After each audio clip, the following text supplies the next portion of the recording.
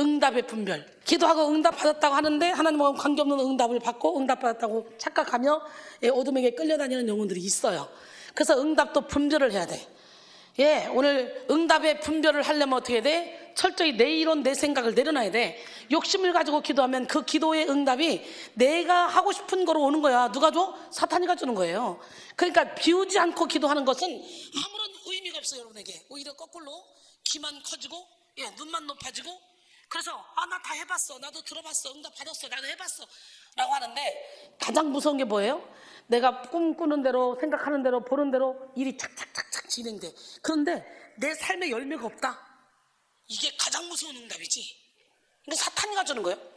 저는 처음 기도할 때부터 생각하는 대로, 꿈꾸는 대로 그냥 착착착착 진행되더라고. 그런데 그것이 열매로 나타나더라고.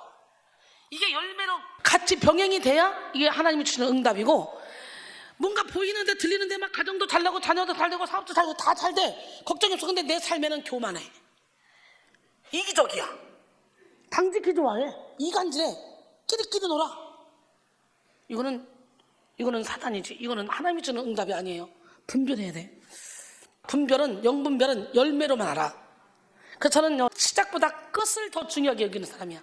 모든 인간관계든 물질관계든 어떤 관계든 시작보다 끝이 좋아야 돼. 그래서 언제 어디서 봐도, 원수는 외놈들에서 만난다 그러잖아.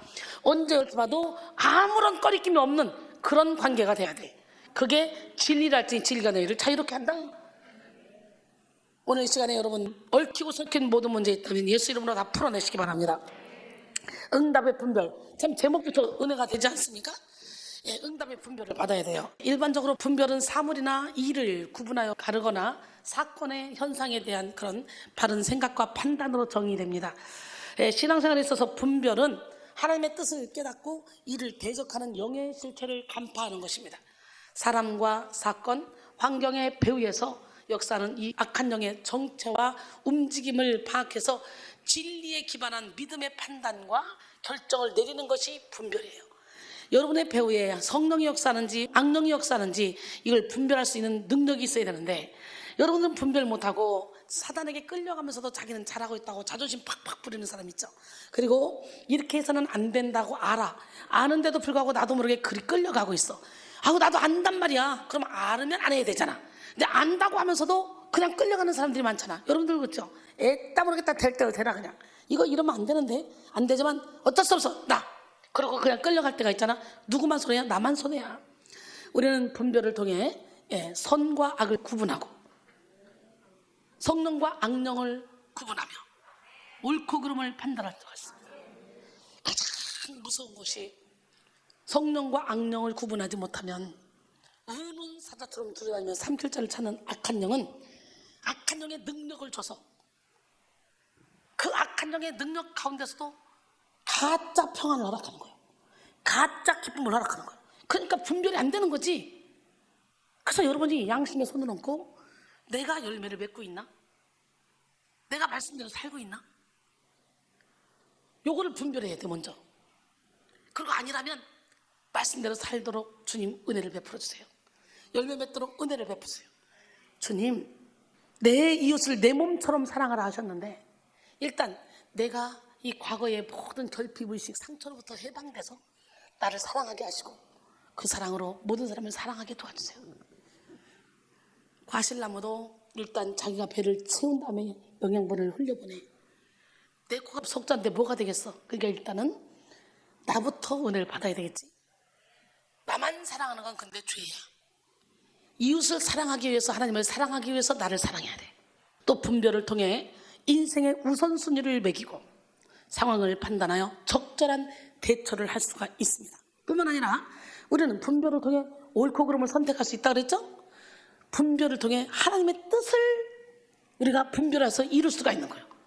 로마서 12장 2절에 너희는 이 세대를 본받지 말고 오직 마음을 새롭게 함으로 변화를 받아 하나님의 선하시고 기뻐하시고 온전하신 뜻이 무엇인지 분별하도록 하라 그랬어요. 분별은 모든 일의 기초가 됩니다. 분별이 제대로 이루어지지 않으면 위대한 모든 것이 다 헛수고로 전락하고 말아버려요.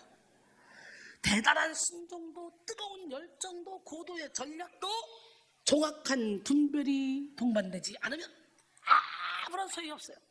99층까지 졌다가 한꺼번에 무너뜨려 버리는 거예요. 오히려 잘못된 분별은 모든 것을 그르칩니다. 분별에 실패하면 열심히 달리면 달릴수록 목적지로부터 점점 더 멀어지는 거지. 살릴 것을 죽이고 죽일 것을 살리게 되는 거예요. 분별 못하면 멀리 해야 될 것을 가까이 하게 되고 가까이 해야 될 것을 멀리 하게 됩니다. 에스겔 13장 13절에 보니까 지멋대로 예언하는 자 내가 진노하고 분노하고 진노한다 그랬어요. 그런 것처럼 우리가 분별을 못하면 생각나는 대로 보이는 대로 들리는 대로 막 그냥 떠드는 거야. 기도하면서 지 속에 어둠이 나와서 내 눈앞에 보이는데 이게 하나님이 나에게 보여주는 거니까 이거는 내 것이 아니라 네 거고 네 거고 네 거고 내가 기도하는 대상의 거라고 착각하는 거예요. 그럼 어떻게 돼? 그 귀신은 또 들어가서 기도할 때마다 보여주는 거지. 그럼 여기서 그 귀신은 점점 더 커지는 거지. 잘 속으니까. 그래서 그렇게 거짓 예언하는 자를 진노하고 분노하고 진노한대. 분별의 영을 받아야 돼. 분별은 인생의 첫 단추라고 볼 수 있어요. 우리가 분별을 못하면요 차라리 영적인 세계 안 열리는 게 낫다. 영적인 세계 열려서 분별 못하지. 지금 봐요. 기도하는 사람 막 생명 걸고 기도하는 사람들 잘 보세요. 진짜 기도해야 되거든요. 기도 외에는 이런 종류가 나갈 수 없거든요. 근데 문제는 기도와 말씀이 함께 가야 되거든요. 근데 기도와 말씀이 함께 가서 말씀이 없는 것은 무조건 버리고 기도가 말씀에 입각해서 응답이 떨어져서 진짜 열매로 가야 되거든요. 근데 그게 아니야. 그렇다면 이건 잘못된 거거든. 근데 분별을 못해. 난 봤으니까, 난 들었으니까. 사단이가 교묘하게 내가 듣고 싶은 말을 들려주고 내가 듣기 싫은 말, 또 사람과 관계 끊으려면 그 사람 목소리로 내가 듣기 싫은 말도 들려준다. 분별은 인생의 첫 단추라고 볼 수 있어요. 첫 단추 잘못 끼면 어떻게 돼? 그동안 낀 거니까 아까우니까 계속 끼어야지. 아무리 탑을 많이 쌌어도 잘못됐다 싶으면 빨리 풀어야 돼. 여기 오면 여러분 대체적으로 여기는 보면 나름대로 교회에서 열심히 헌신하고 충성하고 봉사한 사람들이잖아요. 근데 잔치를 잘못 가서 마음에 평강이 없었던 사람들이잖아. 여기 와서 이걸 배우고 있잖아. 그러면 이 잘못 낀 대로 그대로 잘못 끼려고 이렇게 하는 사람이 있어 여전히. 그거 아니거든. 이거 빼. 이렇게 가야 되거든. 아무리 말해줘도 자꾸 이렇게 끼려고 그래. 그게 너지 시작. 그때 뭐래요? 고집을 못 버리니까 그런 목사 일어나. 훈련이 힘든 거지. 여러분 분별 없으면요 다른 모든 것이 속절없이 다 무너집니다. 그러므로 오늘 우리는 실천적인 분별력을 소유한 그리스도인이 돼야 돼요.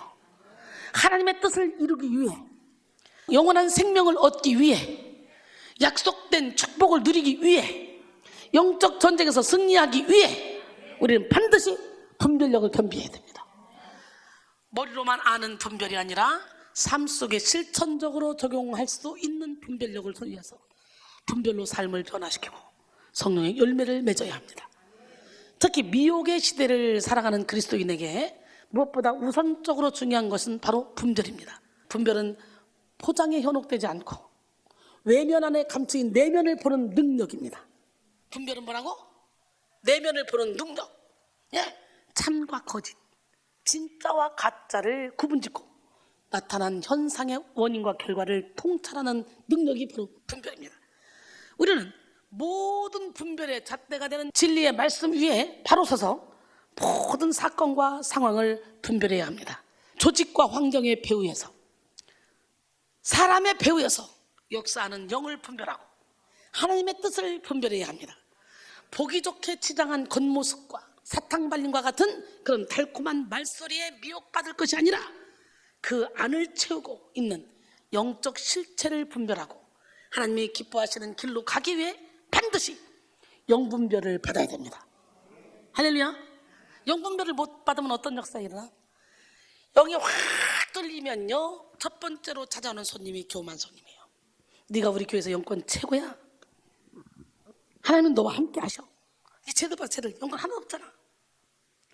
제가 진짜 어마어마한 은사를 받은 사람이거든요. 그 은사활동을 엄청나게 했고 그러다 보니까 결국은 뭐로 가요? 겸손으로 가고 열매로 가거든요. 그래서 그렇게 가르쳐놨어요. 처음에 기도 좀 한다는 사람들이 딱 와보면요 껍죽거리죠. 한마디로 꼴뚜기 값을 해요. 보이네 들리네 막. 그런데 입에서 막 사탄 냄새가 막 팡팡 풍겨. 그리고 잘난 척 하려고 그래. 그렇게 이렇게 와 봤는데 신기한 것은 여기는 뭐 교역자들이고 뭐 권사들이고 다 겸손해. 다 겸손해. 그러니까 그 사람이 볼 때 에이 능력 있다니 아무것도 없네. 처음에 이래요. 처음 오면 뭐 이거 아무것도 아니잖아 이거.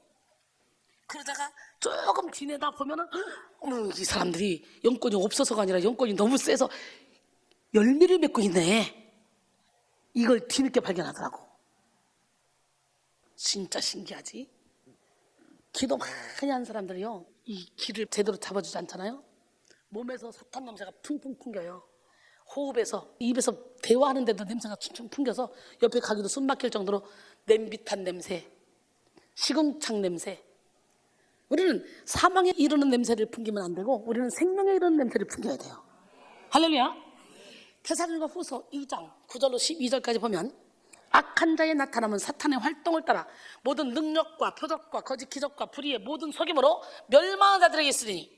어떤 자들에게? 멸망하는 자들에게. 거짓말 잘하고 속이는 사람들 사탄의 밥이야. 이는 그들이 진리의 사랑을 받지 아니하여 구원함을 받지 못함이라. 이러므로 하나님이 미혹의 역사를 그들에게 보내사 거짓 것을 믿게 하심은, 악한 정도 하나님이 부르는 영이야. 거짓 것을 믿게 하심은 진리를 믿지 않고 불의를 좋아하는 모든 자들로 하여금 심판을 받게 하려 하심이라 그랬어요.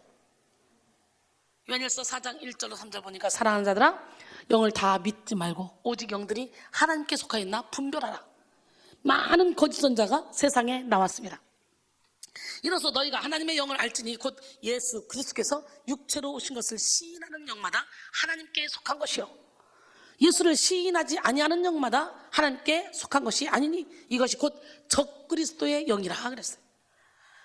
오리라 한 말을 너희가 들었거니와 지금 벌써 세상에 있느니라.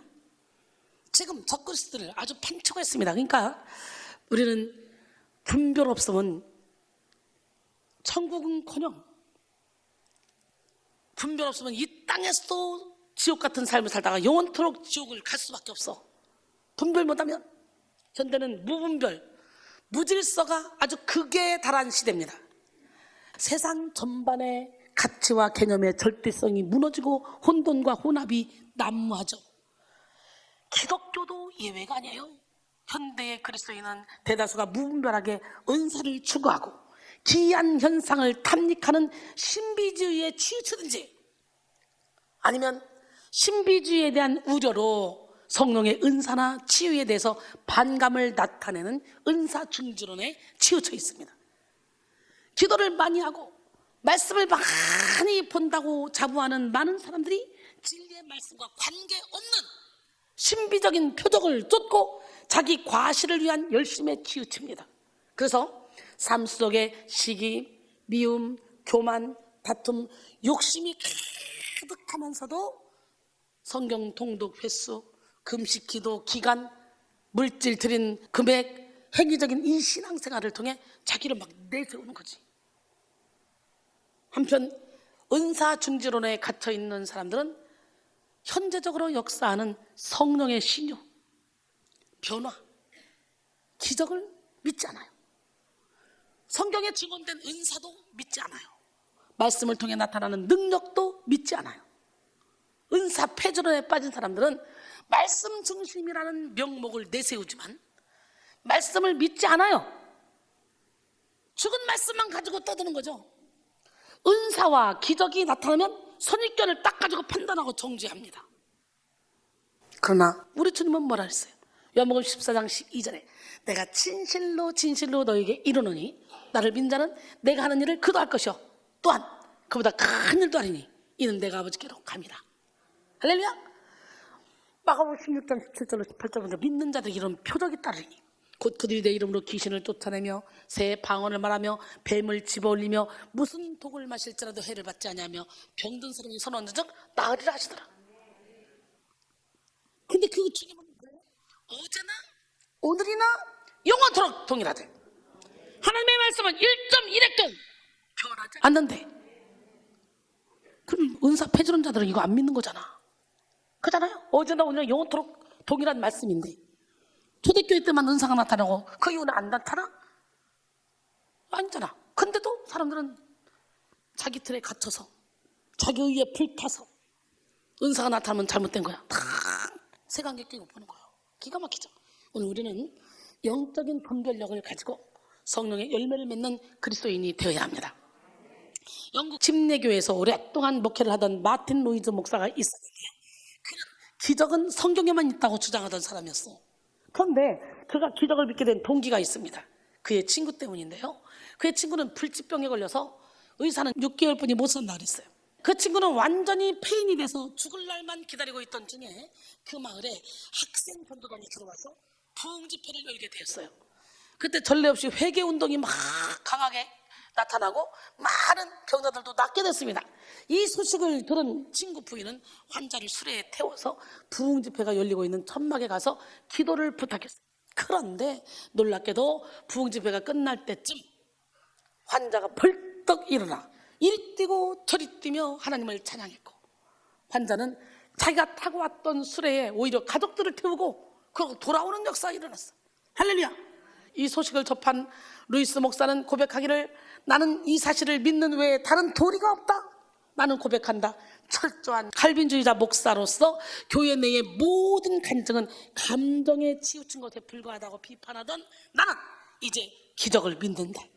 우리가 믿지 않기 때문에 하나님이 기적을 행치 않으셨던 것이다 라고 말했습니다. 여러분, 그렇습니다.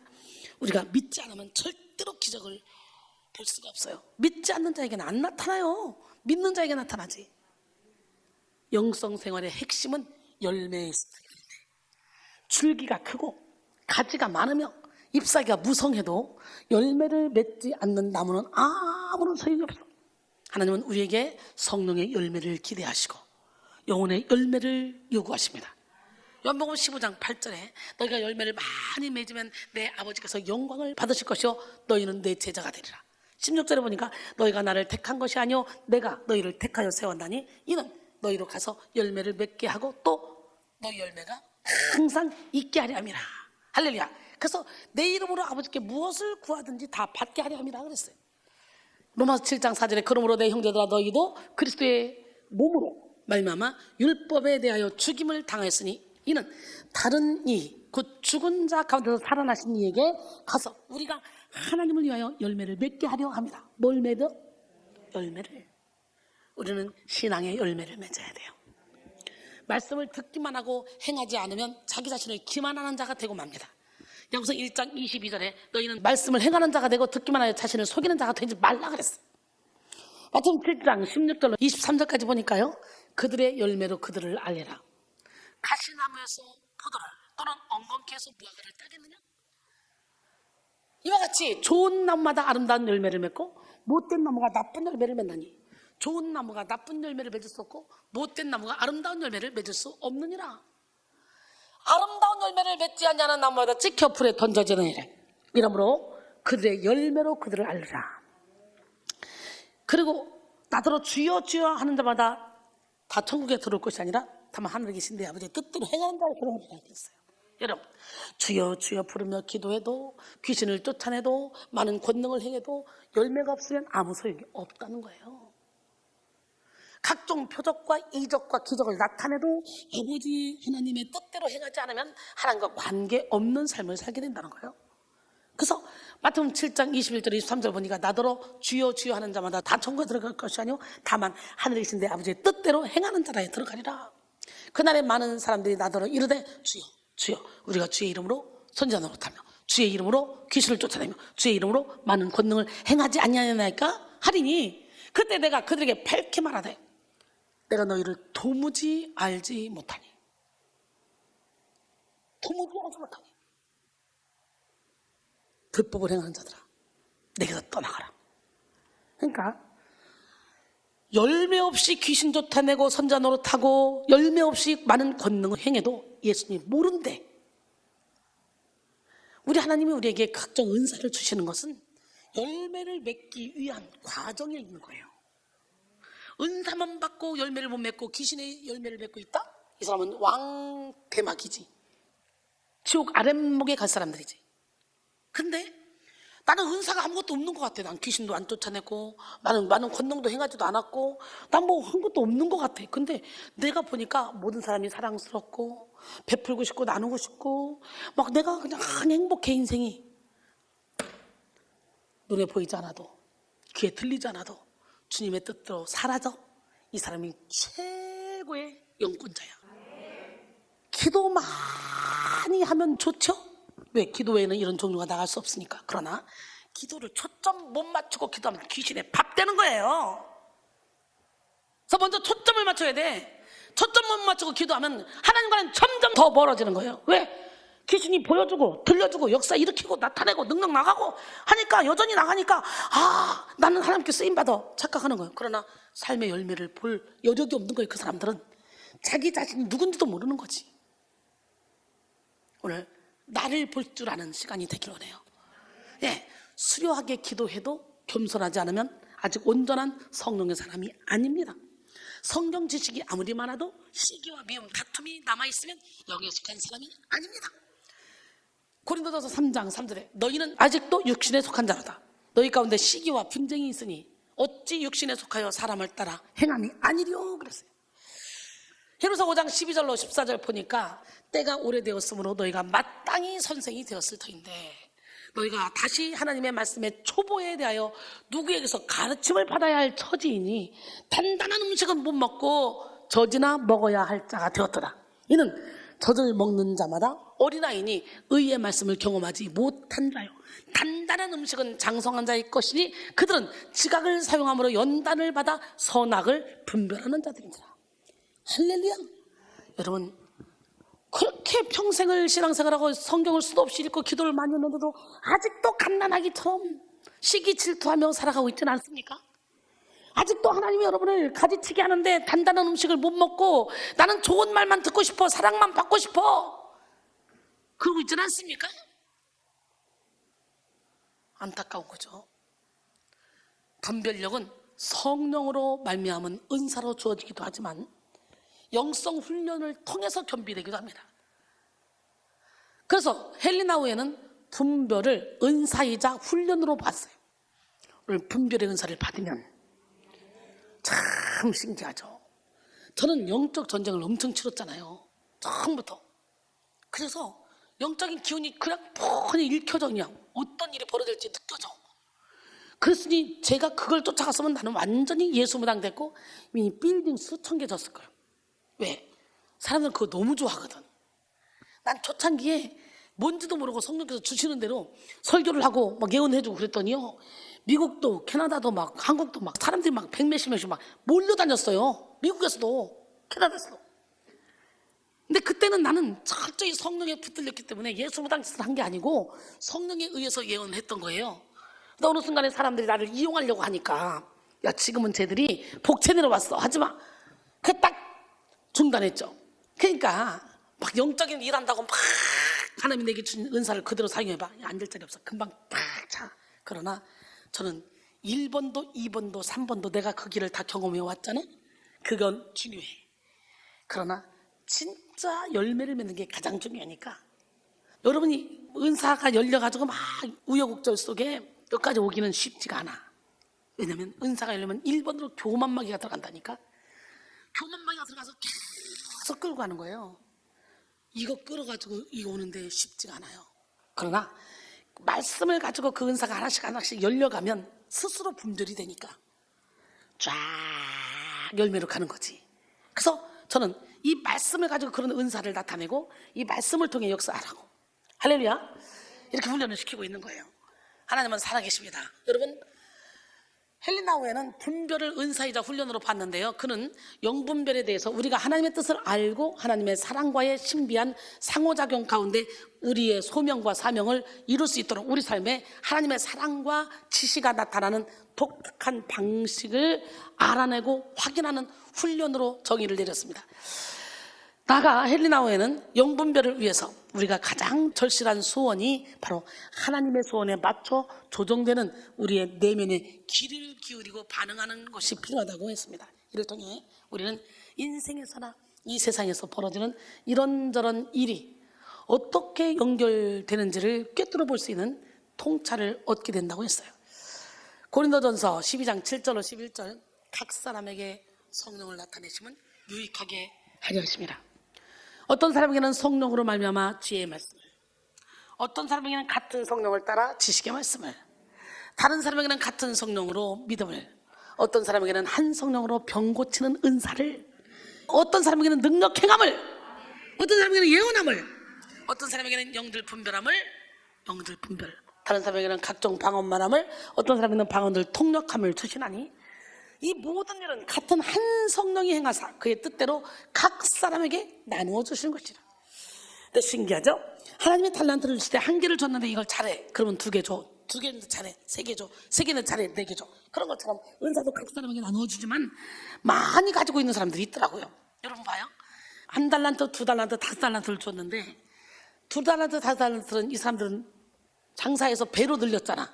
그 주인이 오니까 10달란트를 줬잖아. 근데 1달란트는 땅에 묻어놨다 갖다 줬죠. 그랬더니 이 1달란트 받은 자 거 뺏어서 누구한테 줬어? 누구한테? 10달란트 받은 자한테 줬잖아.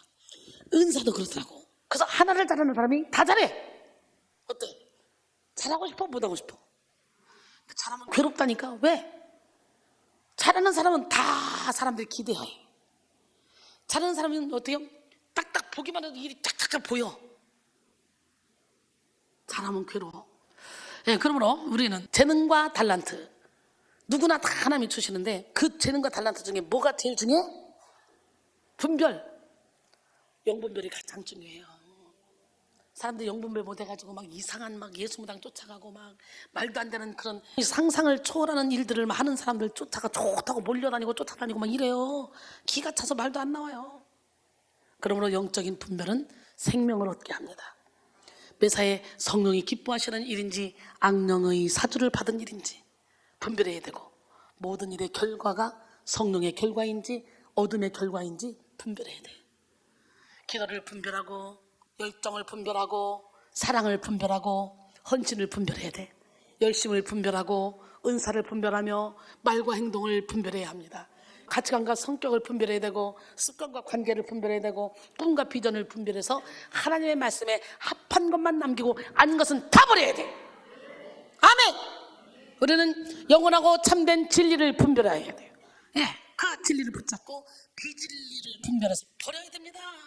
고린도전서 4장 6절에 형제들아, 내가 너희를 위하여 이 일에 나와 아볼로를 들어서 본을 보였으니 이는 너희로 하여금 기록된 말씀 밖으로 넘어가지 말라 한 것을 우리에게서 배워 서로 대적하여 교만한 마음을 가지지 말게 하려 함이라 그랬어요. 살전 5장 21절로 22절 보니까 범사에 헤아려 좋은 것을 취하고 악은 어떤 모양이라도 버리라 그랬어요. 이 시간 여러분 모두가 영분별에 대한 영적 지식을 겸비하고 영분별의 은사를 받으며 영분별을 훈련해 나가는 은혜를 누리기를 바랍니다. 또한 우리는 분별력을 얻기 위해 성결을 이루어야 돼요. 뭘 이루어야 돼? 예, 성결한 마음, 성결한 생각, 성결한 행실, 성결한 입술. 할렐루야! 성결한 삶이 돼야 돼. 분별은 성결한 삶을 통해 이루어집니다. 죄를 고집하고 반복할 때 우리는 자기 변호와 방어의 기제 때문에 명확하게 분별할 수가 없어요. 적당히 죄와 타협하며 살 때 죄를 분별할 수 없어요. 말씀에 대해 철저히 순종하지 않을 때 우리는 말씀을 깨달을 수도 없어요. 분별력을 얻기 위해 우리는 죄를 버려야 합니다. 9절로 11절까지 보니까 내가 기도하노라. 너희 사랑을 지식과 모든 총명으로 점점 더 풍성하게 하사 너희로 지극히 선한 것을 분별하며 또 진실하여 허물 없이 그리스도의 날까지 이루고 예수 그리스도로 말미암아 의의 열매가 가득하여 하나님의 영광과 찬송이 되기를 원하노라 그랬어요. 할렐루야. 이 시간 여러분 모두가 삶을 변화시키는 실천적인 분별력을 소유하시길 바랍니다. 특별히 응답을 분별하는 성도가 되길 바랍니다. 그리스도인에게는 예수의 이름으로 기도하여 응답받을 수 있는 특권이 있어요. 요한복음 14장 13절로 14절 보니까 너희가 내 이름으로 무엇을 구하든지 내가 행하리니 이는 아버지로 하여금 아들로 말미암아 영광을 받으시게 하리 함이라. 내 이름으로 무엇이든지 내게 구하면 내가 행하리라. 아멘. 예, 기도는 하늘에 속한 힘을 받고 하나님의 응답을 받는 유일한 수단입니다. 사람이 할 수 있는 가장 거룩하고 강력한 행위가 바로 기도입니다. 우리는 마땅히 기도의 특권을 활용하며 살아야 돼요. 기도의 특권을 활용하며. 저는 무시로 성령 안에서 아버지 이거 너무 좋아요. 아버지 감사해요. 아버지 이거 맛있어요. 아버지, 그냥 무시로 성령 안에서 저절로 기도가 나와요. 우물을 파면 떠먹기만 하면 되는 것처럼 기도의 우물을 파야 돼. 그래서 미친듯이 기도해야 돼. 근데 미친듯이 기도할 때 이 응답을 받기 위해서는 내 모든 이론을 내려놔야 돼. 아멘. 모든 문제 앞에 기도로 응답을 받고, 모든 고난과 역경 앞에 기도로 세임을 받아야 합니다. 지금 우리가 직면한 영적 전쟁에서 이기는 방법은 뭐밖에 없어? 기도밖에 없어. 기도밖에. 마가복음 9장 29절에 이랬을 때 기도 외에 다른 것으로는 이런 종류가 나갈 수 없느니라 하시니라. 우리의 무기는 육신에 속한 것이 아닙니다. 우리의 대적 마귀는 전지전능하지는 않지만 상당한 능력을 가지고 있는 교활한 존재예요. 영적인 존재이기 때문에. 다시 말해, 기도하지 않고 성령의 능력을 힘입지 않고는 마귀 새끼를 이길 재간이 없다는 거예요. 그러므로 우리는 늘 깨어 끊임없이 기도함으로 더 강한 영적 권세를 받아야 되는 거예요. 강한 자가 무장을 하고 자기 집을 지킬 때는 그 소유가 안전하되, 더 강한 자가 와서 그 믿던 무장을 빼앗고 재물을 나눈다 했잖아. 더 강한 자. 누가복음 11장 20절로 21절. 여러분, 더 강한 자가 누구야? 예수 그리스도. 문제가 아니야. 문제를 풀 수 있는 힘이 없는 것이 문제지. 아멘. 주님이 이미 우리 안에 부어주신 권능은 우리가 기도할 때 타오르며 발현됩니다. 이 시간 여러분 모두가 기도의 권세를 강력하게 받으시고 응답으로 사는 복을 누리길 바랍니다. 예. 에레미야 29장 12절로 13절입니다. 너희가 내게 부르짖으며 내게 와서 기도하면 내가 너희들의 기도를 들을 것이요, 너희가 온 마음으로 나를 구하면 나를 찾을 것이요 나를 만나리라 그랬어요. 빌립보 4장 6절로 7절. 옥중에서 사도 바울이 빌립보 교인들을 향해 말한 거예요. 시작. 아무것도 염려하지 말고 다만 모든 일에 기도와 간구로 너희 구할 것을 감사함으로 하나님께 아뢰라. 그러면 모든 지각에 뛰어난 하나님의 평강이 그리스도 예수 안에서 너희 마음과 생각을 지키시리라. 할렐루야. 골로새 4장 2절에 보니까 기도를 계속하고 기도에 감사함으로 깨어있으라 그랬어요. 그런데 오늘날에는 기도는 하지만 기도의 응답은 기대하지 않는 성도들이 참 많아요. 어때요 여러분? 기도는 하지만 에이 그게 응답이 될까? 기도는 하지만 에이 그게 될까? 그런 마음 많이 있지 않아요? 뿐만 아니라 마귀가 준 응답을 하나님의 응답이라고 착각하며 잘못된 길로 달려가는 성도들도 많이 있습니다. 잘못된 길로 달려가면서 응답받았대. 황당한 거죠. 거짓의 아비 마귀가 광명의 천사로 가장해서 꿈, 환상, 영음 등으로 다가와 거짓 응답을 줄 때 분별하지 못하는 사람들이 참 많이 있습니다. 이 시간 우리는 응답에 대한 성경적인 분별력을 소유해야 합니다. 먼저 응답에 대한 회의와 의심을 버리고 응답을 믿고 기도해야 됩니다. 응답을 믿지 않는 사람들의 기도는 엄격한 의미에서 기도가 아닙니다. 응답을 의심하는 사람들은 중언부언 기도로 형식적으로 기도하며 하나님이 아니라 다른 사람들에게 보이기 위해 기도합니다. 이들은 입술로 회개의 기도를 할지라도 마음으로는 죄사함의 은총을 입지 못하고, 입술로 치유와 공급을 간구할지라도 삶으로 소망과 만족을 경험하지 못합니다. 히브리서 11장 6절에 보니까 믿음이 없이는 하나님을 기쁘시게 하지 못하나니 하나님께 나간 자는 그가 반드시 계신 것과 그가 자기를 찾는 자들에게 승리를 주시는 것을 믿어야 할지니라. 성도는 마땅히 응답받을 날과 영적 싸움의 날을 분별하고 이를 준비해야 합니다. 잠언 12장 31절에 보니까 싸울 날을 위하여 마병을 예비하거니와 이김은 여호와께 있느니라. 이김은 어디 있어? 아멘. 시험의 때를 아는 학생은 충실히 시험 공부를 하죠. 그래서 때가 이르렀을 때 최고의 실력을 발휘합니다. 여러분, 경기의 때를 아는 운동선수는 강도 높은 훈련과 자기 절제를 통해 때가 이르렀을 때 완성된 실력을 나타내듯이 성도는 응답받을 날과 영적 싸움 날이 언제 있을지 모르기 때문에 항상 믿음의 그릇, 영혼의 그릇, 인생의 그릇을 준비하며 살아야 합니다. 빌립보 3장 13절로 14절. 형제들아 나는 아직 내가 잡은 줄로 여기지 아니하고 오직 한 일, 즉 뒤에 있는 것은 잊어버리고 앞에 있는 것을 잡으려고 표대를 향하여 그리스도 예수 안에서 하나님을 위해서 부르신 부름의 상을 위하여 달려가노라. 아멘. 응답을 믿지 않는 사람들은 혹시 하나님이 응답해 주셔도 응답을 깨닫지 못합니다. 야, 우리 부천교회가 어떤 교회였어? 밑에는 룸사롱, 2층에는 단란주점, 3층에는 우리 교회였어. 그래, 한번 생각을 해보라고. 영국에 그런 교회가 있었어. 그래서 너무너무 예배드리니까 방해가 되는 거야. 그러니까 그 교회의 성도들이 목사님과 함께 모여서 기도를 했어. 저 단란주점이 망하게 도와주세요. 나는 안 그랬어요. 저 단란주점이 망하게 도와주세요. 제발 저 단란주점 망하게 도와주세요. 그랬더니 어느 날 진짜 망해가지고 문 닫게 됐네. 근데 고발이 들어왔어. 그냥 법정에 갔다. 그랬더니 그런 거예요. 이 목사하고 이 성도들이 기도하는 바람에 우리 이 단란주점이 망했습니다. 그러니까 그 목사님이 뭐라고 했겠어, 시작? 아니, 우리가 기도한다고 어떻게 그 단란주점이 망합니까? 그랬더니 판결 어떻게 났어? 단란주점 주인 믿음 있음, 목사 믿음 없음.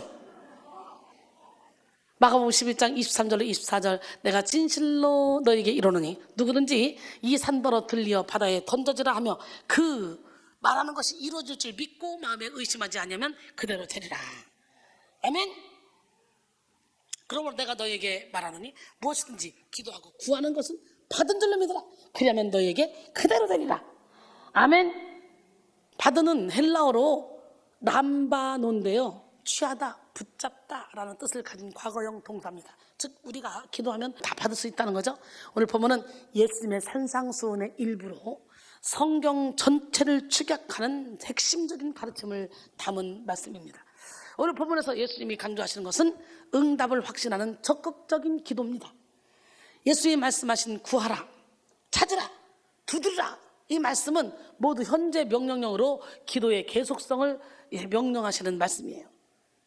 오늘 구하라 그러면 너에게 주실 것이요, 찾으라 그러면 찾을 것이요, 두드려 그러면 너에게 열릴 것이니 구하는 이마다 받을 것이요, 찾는 이가 찾아낼 것이요, 두드리는 이에게 열릴 것이다. 오늘 본문이잖아요. 여기서 구하라는 하나님을 향한 기도의 태도를 나타내는 말로 마땅히 구할 것을 요청하라는 당부입니다. 구하는 행동에는 자신의 부족함과 결핍을 인정하는 겸손이 필요하고 하나님이 구하는 자에게 주신다는 그런 믿음이 필요한 거예요. 그러면 우리는 적극적으로 우리의 필요와 사정을 하나님께 아뢰고 구하는 삶을 살아야 합니다. 영적인 필요, 마음의 필요, 육적인 필요를 아뢰고 크고 작은 문제를 아뢰서 하나님이 주시는 응답으로 사는 여러분 되기를 원합니다. 둘째, 찾으라. 여기서 찾다, 수색하다라는 뜻으로 구한 것을 얻지 못했을 때도 계속해서 기도해야 할 것을 교훈하는 말이에요. 구하는 것은 마음 안에서 일어나는 행위라면 찾는 것은 마음뿐만 아니라 직접적인 움직임으로 연결되는 행위입니다. 다시 말해, 찾으라는 기도를 계속하면서 부지런히 성경을 읽고 공부하고 삶의 자리에서 헌신을 이어나가면서 응답의 내용을 살피라는 것입니다. 셋째, 두드리라. 구하고 찾아도 응답이 없어? 그렇다면 응답이 없다고 여겨질 때 우리는 어떻게 돼요? 필사적인 끈기를 가지고 기도해야 함을 당부하는 말씀이에요. 열릴 기미가 보이지 않는 굳게 닫힌 인생의 문 앞에 낙심하지 말고 계속해서 두드리는 기도를 하라는 것입니다. 예수님이 이렇게 우리가 구하고 찾고 두드릴 때 응답하시겠다고 말씀하셨어요. 하나님은 수동적인 자세로 잠잠히 앉아있는 자에게 억지로 응답을 쥐어주시는 분이 아니에요. 적극적인 믿음을 가지고 요청하고 구하는 자에게 응답하십니다. 그러므로 우리는 할 수 있는 한 힘을 다하여 기도하고 응답의 은혜로 살아야 합니다. 할렐루야. 누가복음 11장 5절로 8절 보니까 또 이르시되 너희 중에 누가 벗이 있는데 밤중에 그에게 가서 말하기를 벗이요 떡 3덩이를 내게 좀 구워달라. 내 벗이 여행 중에 왔으니 내가 먹일 것이 없노라 하면 그가 안에서 대답하여 이르되 나를 괴롭게 하지 말라. 문이 이미 닫혔고 아이들이 나와 함께 침실에 누웠으니 일어나 네게 줄 수가 없노라 하겠느냐? 내가 너에게 말하노니 비록 벗됨으로 인해서는 일어나서 주지 아니할지라도 그 간청함을 인하여 일어나 그 요구대로 주리라 그랬어요. 할렐루야. 하나님은 우리의 기도에 다양한 방법으로 응답하십니다.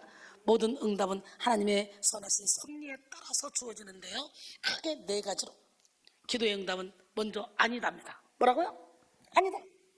우리 자신보다 우리를 더 잘 아시는 하나님은 무엇이 우리에게 최선인지 정확히 알고 계십니다. 그래서 우리가 때때로 우리에게 독이 되는 것을 자꾸 붙잡고 달라고 기도하거나 무익한 것에 집착하고 있을 때 아니다 라고 응답하는 거예요. 제가 맨날 얘기하죠. 어린아이가 3살, 4살 먹은 5살 먹은 어린아이가 엄마 김장할 때 착착착착 채 쓰니까 너무 재밌어. 엄마 무하고 칼 잘 드는 그거 칼 다 주세요. 나도 좀 채 쓰러보게. 손 다벼. 안 주는 거지. 10살 먹은 애가 아이고 엄마 운전 진짜 쉽네. 운전대만 이렇게 돌리면 되네. 우리 집 부자잖아. 저거 뭐 박살내면 어때? 가지고 저 박살내도 괜찮지? 우리 집 부자니까 또 사면 되지? 엄마 나 저거 차 하나 사줘. 아이고 그거 못 사주겠냐? 우리 집에 얼마나 많은데 차 100개라도 사주겠대. 야야 이 가져가 죽어. 물질의 욕심을 아직 내려놓지 못했는데 물질이 막 들어오네. 그럼 어떻게 됐어? 하나님께 오겠어? 물질 가지고 쓰고 놀러다니고 바쁘고 헌금해놓고 막 게임 주고 누가 나 알아주나? 누가 그러다가 막이 밥 되겠지? 물질을 써도 가치 있게 하나님이 받을 만한 물질을 써야 되는 거예요. 내 의에 도취돼서 사람들에게 잘 보이려고 쓰는 그 물질은 모두가 다 어떻게? 공적이 불타버리는 거예요. 분별해야 돼요. 사도 바울은 자기 몸의 가시로 인해서 3번이나 간절히 기도했지만 하나님께서는 내 은혜가 내게 족하도다. 바울은 이 하나님의 말씀을 듣고 오히려 크게 기뻐했습니다. 그리고 나의 여러 약한 것들에 대하여 자랑한다 그랬어요. 이는 그리스도의 능력이 너에게 머물게 하려 합니다. 그러므로 내가 그리스도를 위하여 약한 것들과 능력과 궁핍과 박해와 곤고를 기뻐하노니 이는 내가 약한 그때 강함이라. 할렐루야. 사도 바울에게 육체의 가시를 거두지 않는 것이 더 유익한 것이었기 때문에 하나님은 바울의 기도에 아니다 라고 응답한 거예요. 왜? 3층까지 갔다 왔잖아. 영적인 비밀을 알고 있잖아. 살짝 잘못하면 교만해지니까 사탄이 사자를 넣고 브레이크를 탁탁 걸어놓은 거예요. 그렇게라도 하나님 우리를 지켜주시면 얼마나 감사해. 우리가 구하는 것을 받을 수 있을 만큼 성장하지 못했을 때 안 줘. 더 성장해라 라고 말씀하시는 거예요. 좋은 차가 있어도 운전면허가 없으면 아무 소용이 없어요. 큰 은사와 큰 능력을 받아도 선용할 수 있는 능력이 없으면 아무 의미가 없어요. 오히려 미숙한 사람에게는 응답이 독이 될 수도 있습니다. 그래서 우리가 복을 받을 만한 때, 능력을 받을 만한 때를 기다리시며 더 성장하라 라고 말씀하시기도 합니다. 셋째, 최상의 시간이 아닐 때 하나님께서는 기다리라 라고 말씀하세요. 하나님께서 보실 때 최상의 시간이 아니면 응답을 연기한다는 거지. 하나님의 연기는 부정이 아니라 진정한 긍정입니다. 하나님은 정확한 카이로스의 때를 알고 계셔. 가지고 계셔. 그때 응답하셔. 그러므로 우리는 인내하며 기도하여 응답을 받는 지혜로운 성도가 되어야 됩니다. 네 번째는 모든 것이 올바를 때 하나님께서는 구한 대로 되리라 라고 말씀하시는 거예요. 우리가 구한 대로 응답해 주실 때는 모든 것이 다 바뀌어요. 기회의 문이 크게 열리고 기적이 일어납니다. 희망의 사건이 나타나고 치유와 변화가 일어납니다. 그러나 마귀는 거짓 응답으로 우리를 미혹한다는 거예요. 하나님의 응답 민척 가장에서 성도를 미혹하여 잘못된 길로 가게 합니다. 그러므로 우리는 응답을 분별할 줄 아는 자가 돼야 돼요. 마귀가 주는 거짓 응답 첫 번째, 마귀는 회개가 없는 기도에 자기 도취의 응답을 줍니다. 기도 응답 받았다면서 자기 도취에 빠진 사람들 많습니다. 죄를 회개하지 않고 죄를 반복하는 삶을 살면서 하는 그 기도는 하나님의 응답을 받을 수 없어요.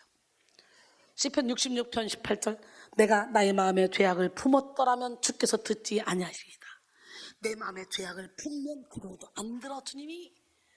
누가복음 18장 11절 12절, 바리새인은 서서 따로 기도하여 이르되 하나님이여 나는 다른 사람들 곧 토색풀이 간음을 하는 자들과 같지 아니하고 이 세리와도 같지 아니함을 감사나이다. 나는 일에 2번씩 금식하고 또 소득의 11조를 드리나이다. 이런 기도는 하나님이 안 받아. 세리는 그저 죄인이라 하늘을 보지도 못하고 기도했을 때 하나님은 세리의 기도를 받았어. 할렐루야. 악한 마귀는 자기 죄를 깨닫지 못하고 교만에 도취되어 하는 기도에 거짓 확신의 응답을 주어서 자기 의에 도취되게 만들어버려요. 그래서 대화해보면 자기 의에 도취된 사람들 참 많잖아요. 나는 기도밖에 몰라, 나는 하나님 바라봐 막 그러고 가는 사람들 많아요. 그러므로 우리는 무엇보다 우선적으로 자기 죄를 깨닫고 회개하는 일에 힘써야 되는 거예요. 그 다음에 마귀는 사랑과 용서를 저버린 기도에 교만의 응답을 줍니다. 뭐라고요? 시작. 사랑과 용서를 저버린 기도에 교만의 응답을 줘. 교만의 응답. 연약한 자를 향해 긍휼히 여기지 않고 형제를 향해 용서하는 마음이 없을 때 하는 기도는 하나님이 기뻐하는 기도가 아니에요. 받는 기도가 아니에요. 사랑과 용서를 저버리면 기도가 막혀요.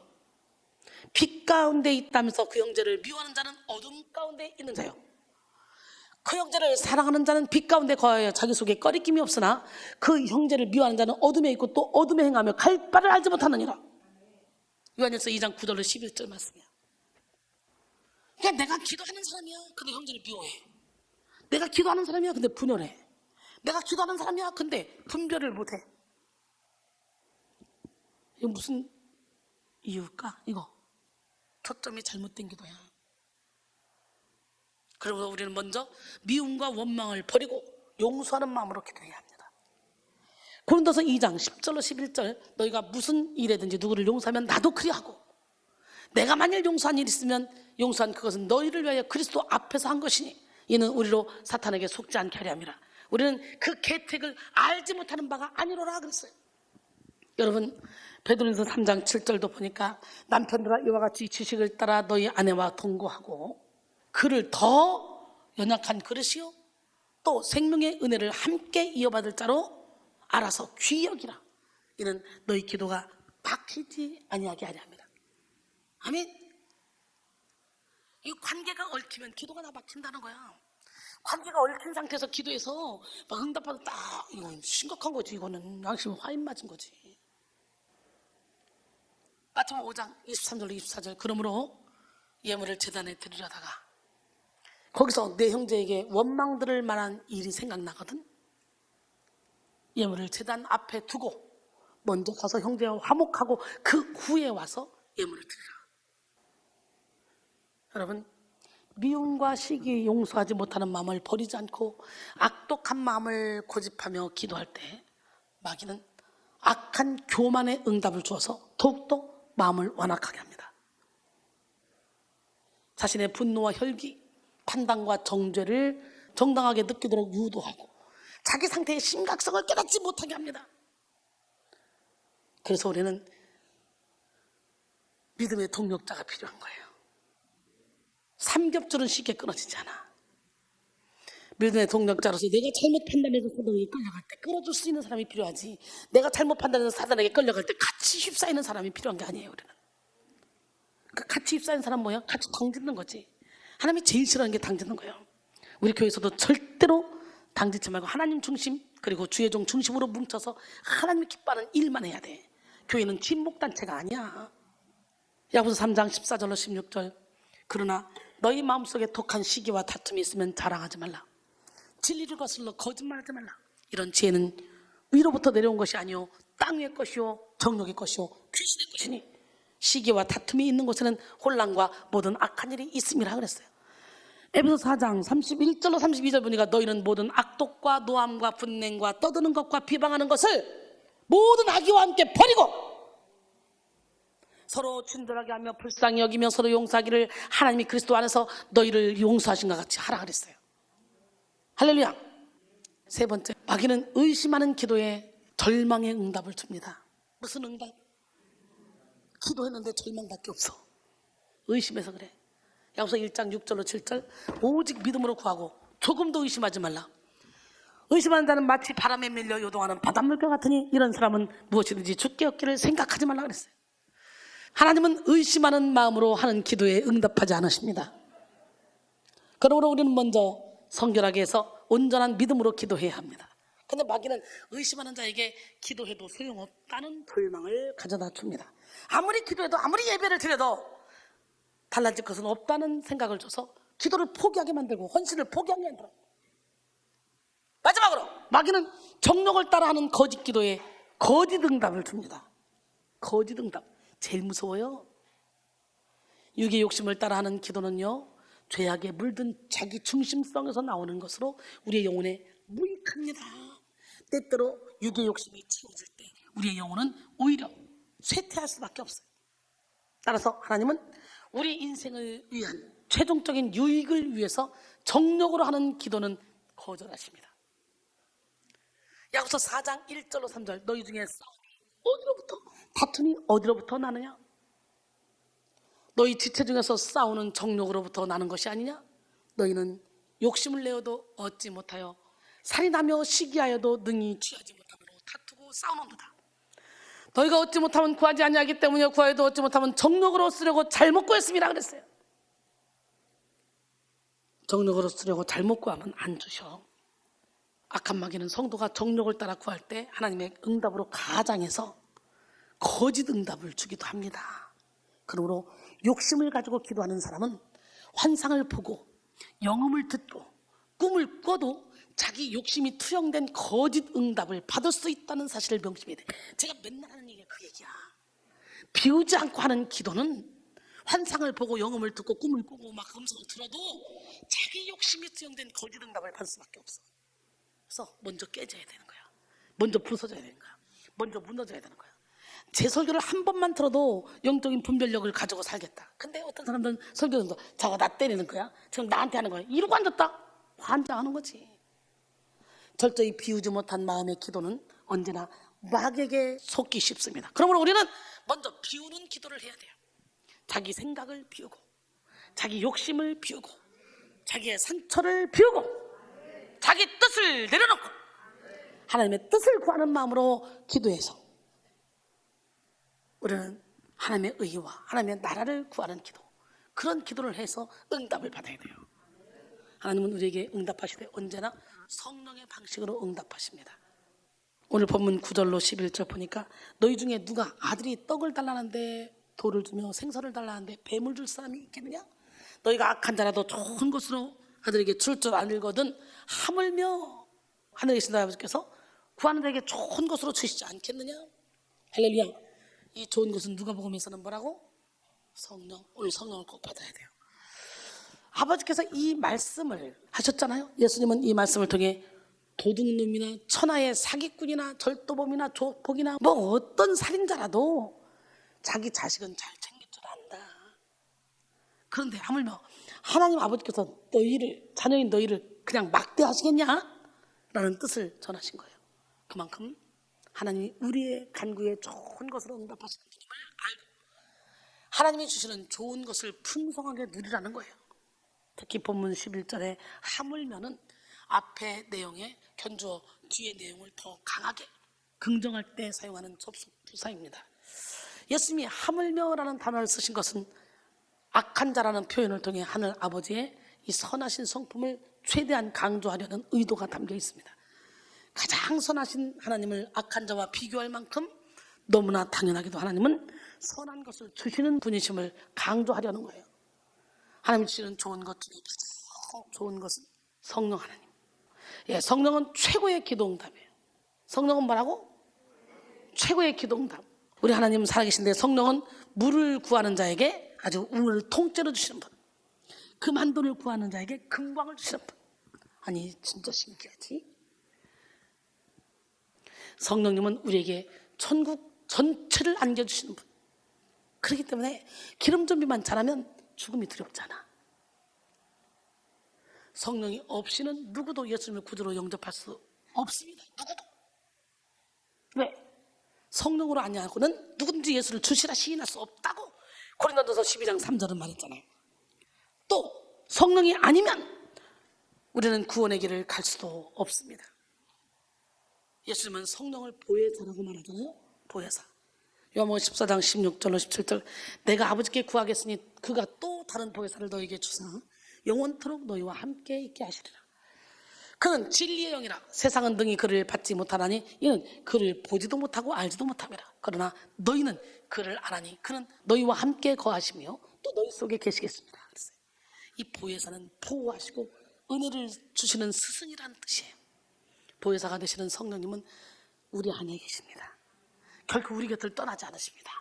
늘 우리 곁에서 우리의 그릇된 행동을 깨닫게 하시고 우리의 연약함을 도우시고 능력을 주심으로 사명을 감당케 하십니다. 예, 로마서 8장 26절로 27절 보니까 이와 같이 성령도 우리의 연약함을 도우시나니 우리는 마땅히 기도할 바를 알지 못하나 오직 성령이 말할 수 없는 탄식으로 우리를 위해 친히 간구하시느니라.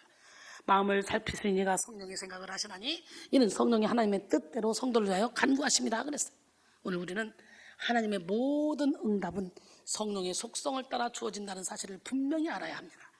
사랑과 관계없는 미움, 겸손과 거리가 먼 교만, 화평과 상관없는 다툼은 하나님의 응답이 아닙니다.